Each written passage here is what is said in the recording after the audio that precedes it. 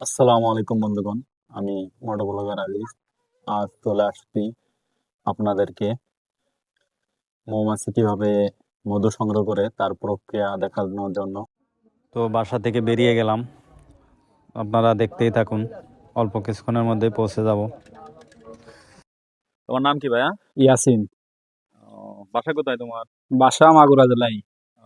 তোমরা কি এই মধুর মাছি চাষ করো ভাইয়া? জি ভাই।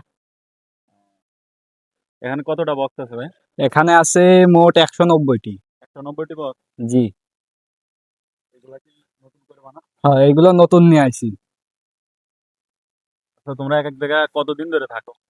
এক এক জায়গা ধরেন ফুল যতদিন আছে ততদিন আমরা থাকি। কতদিন? হুম।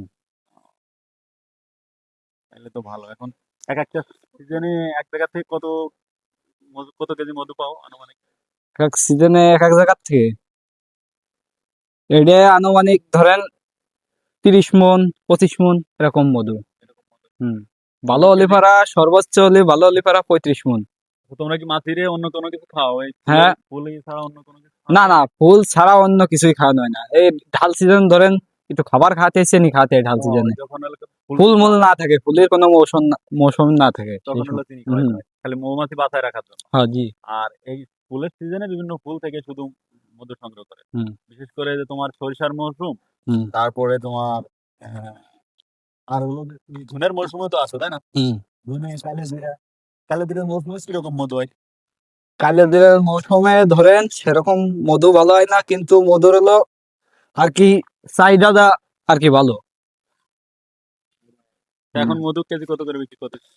সরিষার মধু 500 টাকা, কালো জিরের মধু হলো ধরেন 1500 টাকা।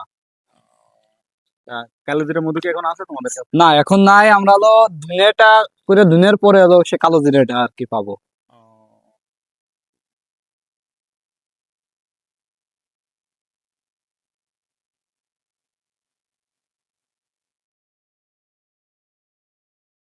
ক্যামেরা তার হিসাবে তো কিছু করতে পারতিস না। কাজটাই না তুই নে।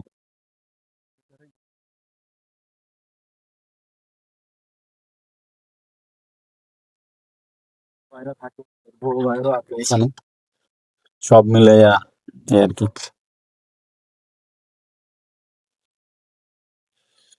এই যে ঘরে এরা থাকে রাতের বেলা।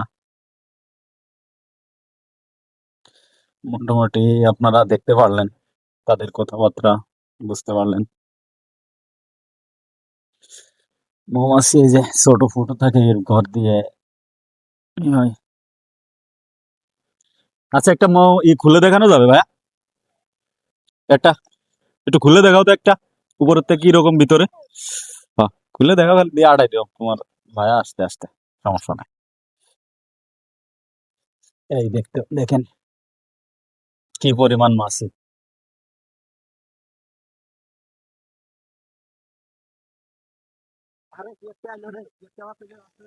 আড়াই দাও, আড়াই দাও।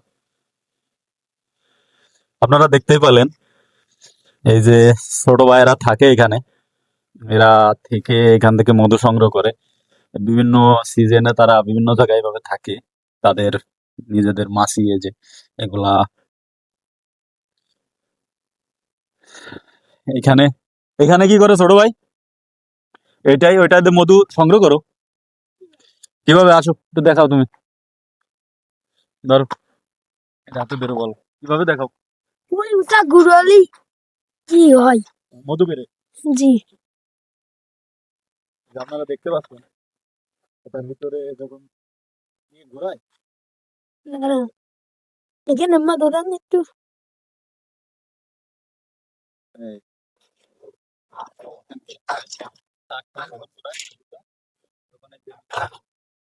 জি ভাই।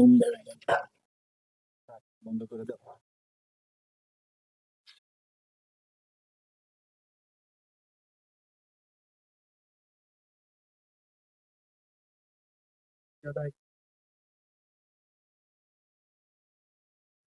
তো ভিডিওটা আজকের মতো এই পর্যন্তই।